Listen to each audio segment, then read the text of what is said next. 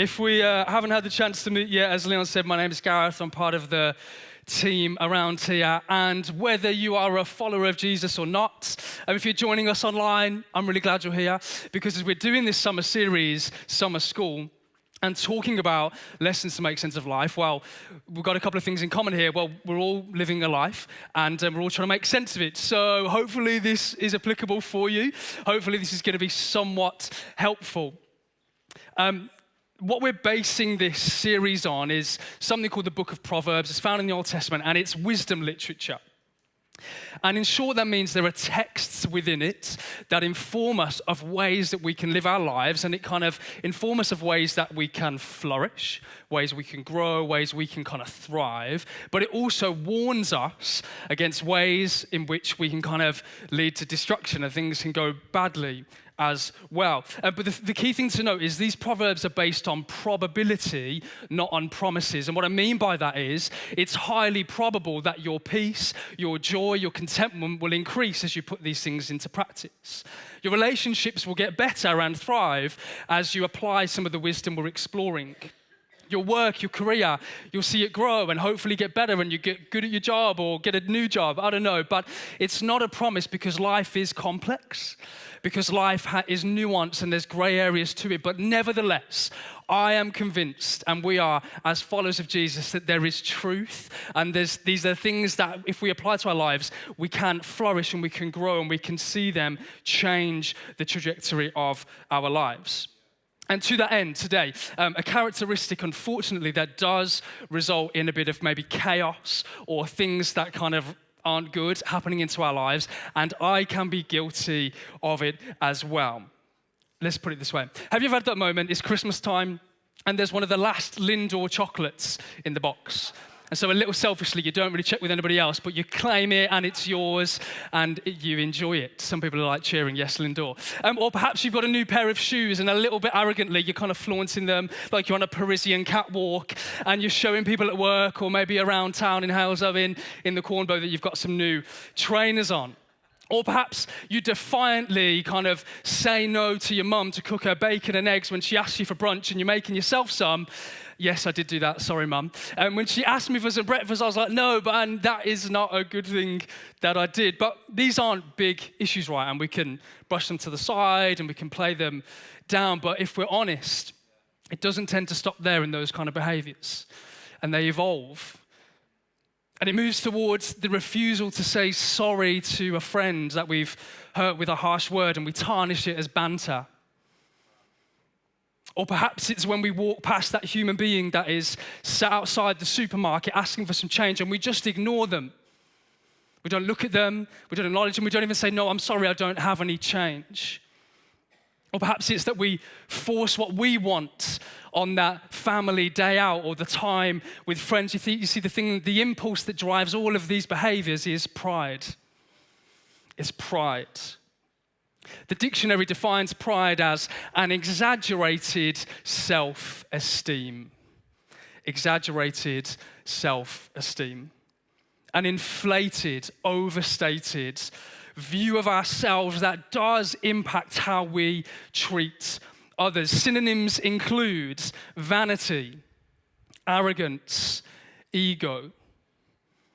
And as uncomfortable as it can make you and I feel to have a conversation and to explore the truth of these things in our lives, they can go unchecked and they are there and they are prevalent and we all experience it. And the proverb we're going to examine today pulls no punches in telling us the reality of pride in our lives. So Proverbs 16-18 puts it this way, that pride goes before destruction. A haughty spirit before a fall. Haughty means to show oneself above others. You get the gist. Another version of the scriptures puts it this way: first pride, then the crash. The bigger the ego, the harder the fall. So I thought I would show you a visual illustration of what this looks like in practice. Take a look at the screens.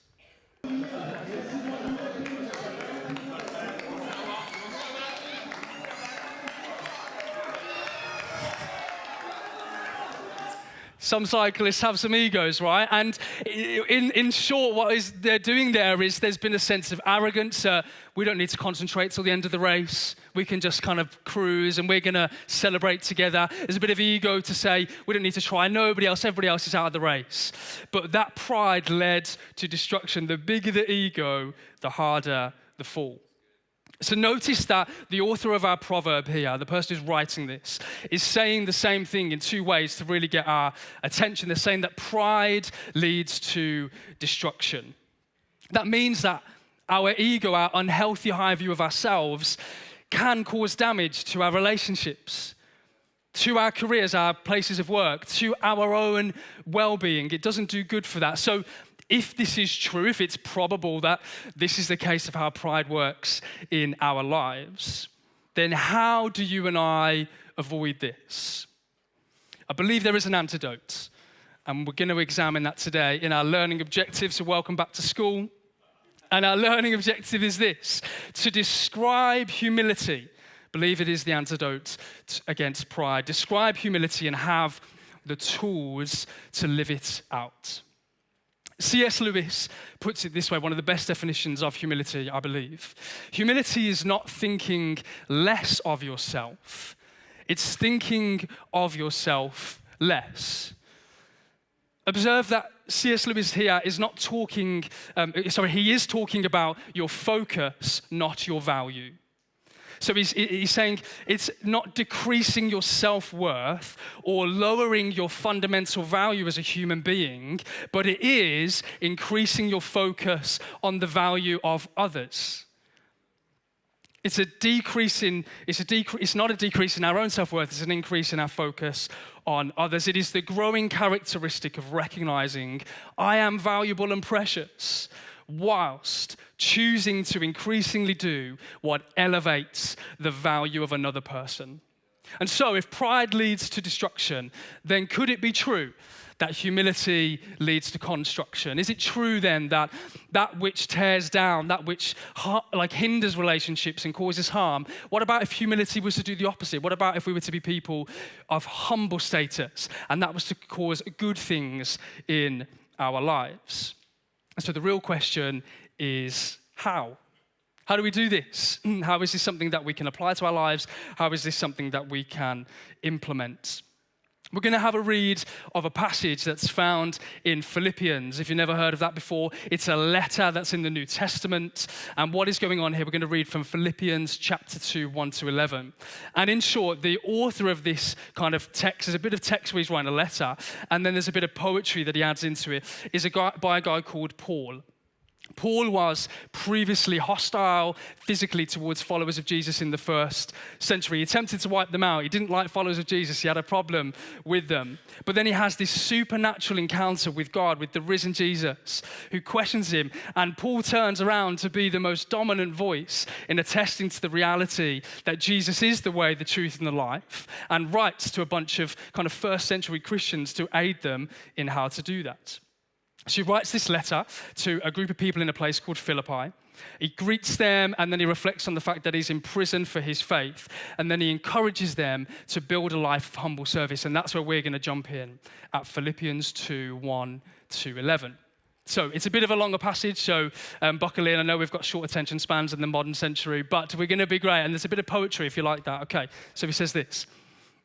Therefore, if you have any encouragement from being united with Christ, if any comfort from his love, if any common sharing in the Spirit, if any tenderness and compassion, then make my joy complete, he says, by being like-minded, having the same love, being one in spirit and of one mind. Do nothing out of selfish ambition or vain conceit. Rather, in humility, value others above yourselves. Not looking to your own interests, but each of you to the interests of others.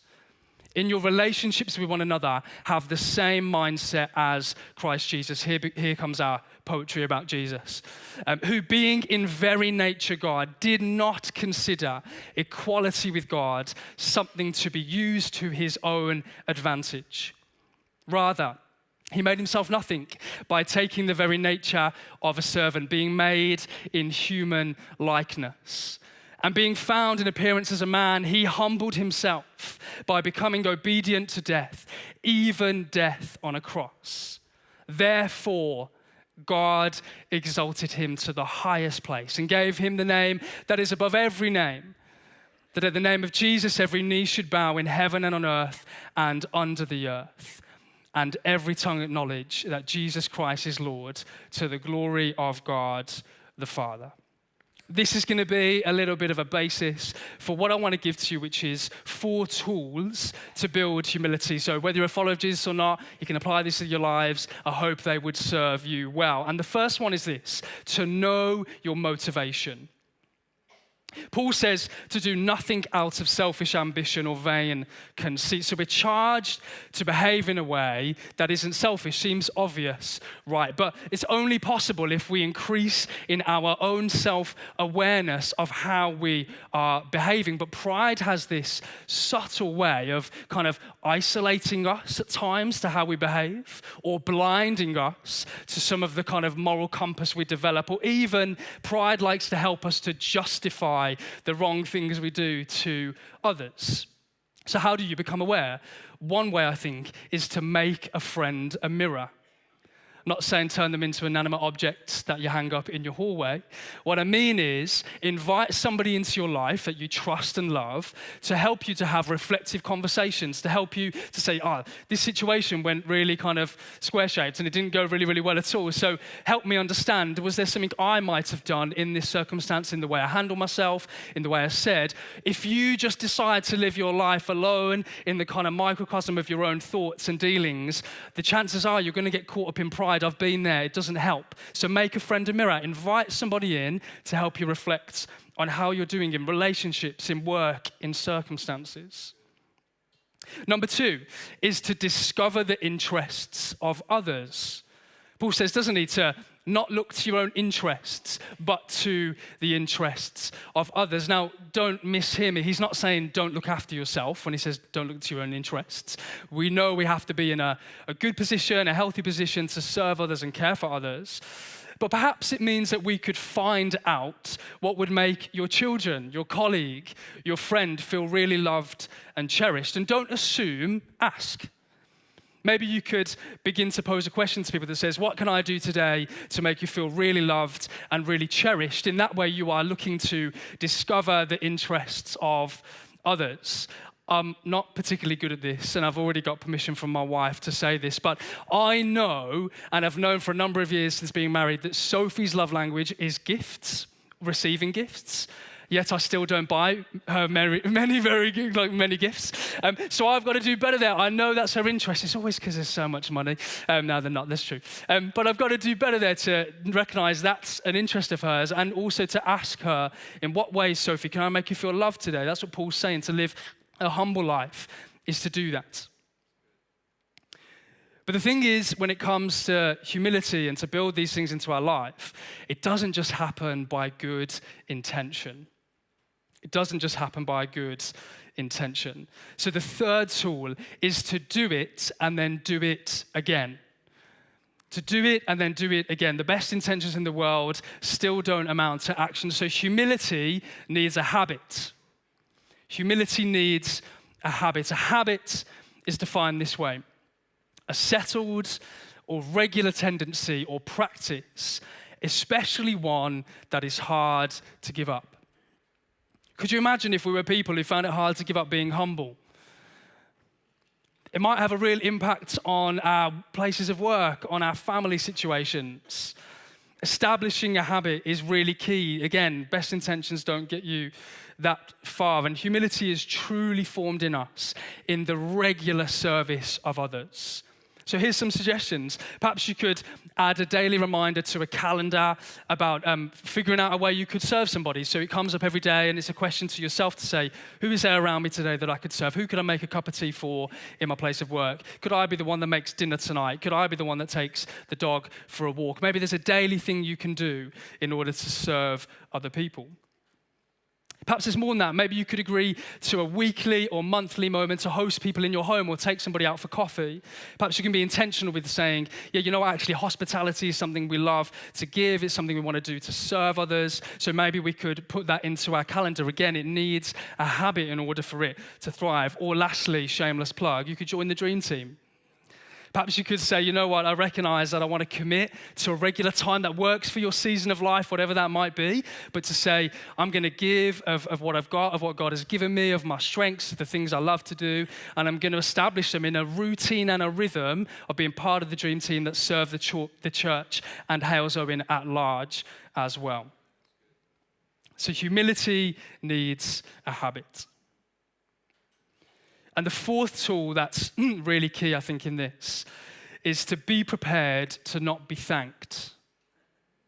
I don't like this one. Oh, there's like a ooh in the room. Yeah, I'm with you. I don't like this one. This is hard. This is something that we find is if you're not a follower of Jesus, no expectation, no pressure. Jesus followers, listen up. If you're a follower of Jesus, he calls us that service of others is central to our lives. And it's central to our lives whether we are thanked or not. Jesus asks of us that we would choose others and his kingdom, people who need kind of help, but also those to be served above our own. There's a couple of passages here we're going to look at that says that he tells us to love our neighbor as ourselves. If you actually think about this, think about the care you might give to yourself, the way you think of yourself and kind of looking after yourself. To actually then apply that to somebody else, maybe your actual geographical neighbor. Gosh, that would be a thing, right? I feel challenged by that. For us to interact with our neighbors, I don't know about you, but I've never been particularly good at that, but want to grow in loving my actual neighbor, not just the proverbial neighbor as myself. Jesus goes on to say as well in another place, whoever loses their life for me, and what he means by that is your own agenda.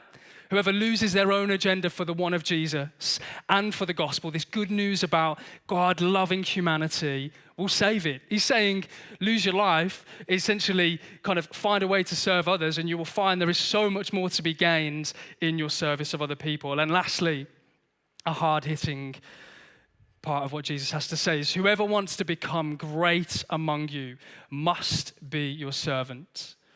And whoever wants to be the first must be your slave. And slave in the first century is a different kind of language here. It doesn't mean somebody kind of against their own will. It was more of a kind of domestic thing where people were kind of welcomed in the home to service, and it was a kind of a job as well and a vocation for them. But to serve and to need to be thanked is adding conditions to our service. Of course you want to be thanked, don't mishear me, it's really nice. You know when you're, the worst more recently, you know when you're driving along like a lane and there's only ever space for one car and all you want is that other person to just do that little like hand on the wheel. You just want them to go as you let them past. But what if it was to not expect that would be the case? It seems really small, but to add kind of that to our service is to add conditions. True humility is without condition. True humility is absent of demands. True humility is free from rules of engagement. If we're going to serve people, we do it because we do it not to be thanked, but we do it because of what Jesus asks us to do, and we recognize it builds good things into our life. And we only have to look at the example of Jesus to see that this was true. He didn't go around healing people or bringing freedom to people to gain affirmation of others.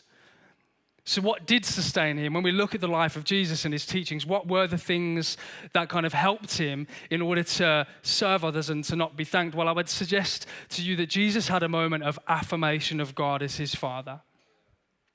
Early on in the Gospels, these accounts of Jesus, he's baptized as a bit of an example to the people of what it means to turn your life around from your old way towards God.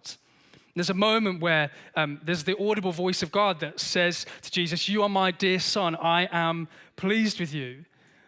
It's this moment of kind of God saying over Jesus, "I love you, you're my son, I care about you." And that was the thing that fueled him to love others as well. And Jesus regularly withdrew to be on his own, to spend time with God, to just become increasingly aware of God's love for him. It really was that simple.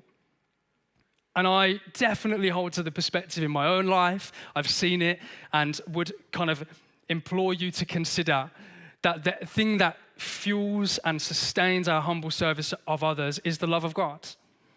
It's the love of God in us and through us. And perhaps, therefore, it makes it bearable in those ways to not be thanked. Perhaps it's about saying, God, I know you love me, and therefore I'm going to do this. I'm going to move myself into a place of humility. And so a little bit of homework, some food for thought for you to take away and to consider post some of the things we've covered. There's 2 books. I'm sure they're available as audiobooks as well. The first, called The Second Mountain by David Brooks. I read this earlier this year. David Brooks is a New York Times columnist and Christian, although the book isn't necessarily a kind of Christian book in of itself. And his premise, without spoiling it for you, is basically these 2 mountains that can happen in a metaphorical sense in our life. The first is where it's characterized by ego ideals, things we want out of our lives that are just for us. But we find that those things can be futile. We sing about a firm foundation, but a life built on your own ego, on your own pride, is not a firm foundation at all. And you find yourself maybe down in a bit of a valley. And he says the second mountain is one where actually it's about service towards others, about moving towards others as well. And the second book is Ego is the Enemy. The clue is in the name, if you didn't get that, by Ryan Holiday.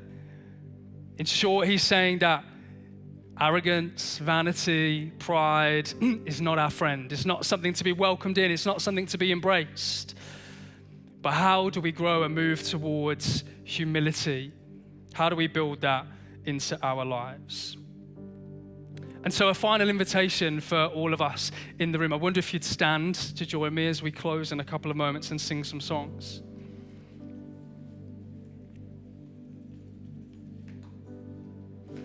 As I had said there, that it's an encounter with the love of God that upholds true and proper service, because willpower will only get you so far. Willpower won't spur you on to continue to serve and to give your life for others. That ultimately results in good things, in flourishing, in construction. And so, firstly, if you're a follower of Jesus in the room, I want to give you an opportunity in a moment to maybe say, you know what, Gareth, I haven't experienced the love of God for quite a while. I haven't experienced this comfort that Paul said when we read in that passage in Philippians. He says, if you had any encouragement from being united with Christ, any comfort from his love, any tenderness and compassion, perhaps you're saying today as a follower of Jesus, I haven't had that in a while, or I need that. God, I need to be reminded of your love for me.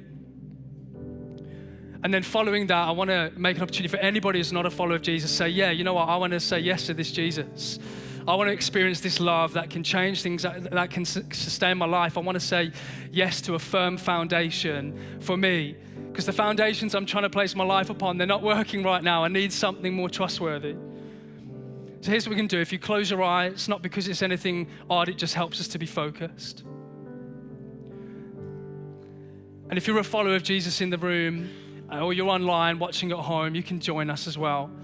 And you're saying, yeah, I want to experience the love of God in a fresh way today. I want to be the thing that helps me towards a life of humility. I'd love you to raise your hand. You can do that now. Just put a hand in the air. Thank you. That's great. If you want to know the love of God in a fresh way, and keep that hand up, because we want to be able to pray for you, okay? So in a moment, I'm going to ask some people around you just to pray for you, and then I'm going to pray a prayer as well. And then we're going to give a chance in a moment as well for those who don't know Jesus. So if you're near somebody with their hand up, maybe you just have to open your eyes, have a little check around, that's fine. Just gather around them. We want to be family here in this space. And we're not there to counsel when we pray for others. We're there just to say, God, would you pour out your love upon this person? God, would you give them a fresh experience of comfort?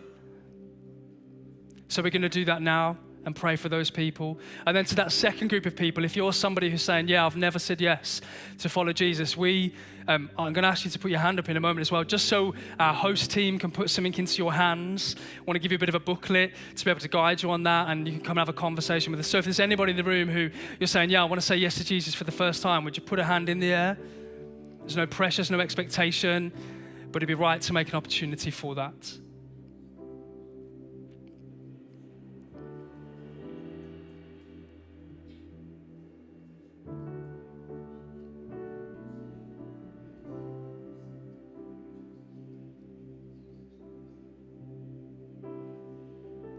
Cool. Right, I'm going to say a prayer over all of us now, and then we're going to go into a time of singing a song as well. And this prayer is from the letter that Paul writes to some Christians in Ephesians about that they would know the love of God. And it says this: I pray that out of his glorious riches, that is God, that he may strengthen you with power through his Spirit in your inner being, so that Christ may dwell in your hearts through faith. And I pray that you, being rooted and established in love, may have power, together with all the Lord's holy people, to grasp how wide, how long, how high, and deep is the love of Christ. And to know this love that surpasses knowledge, that you may be filled to the measure of all the fullness of God.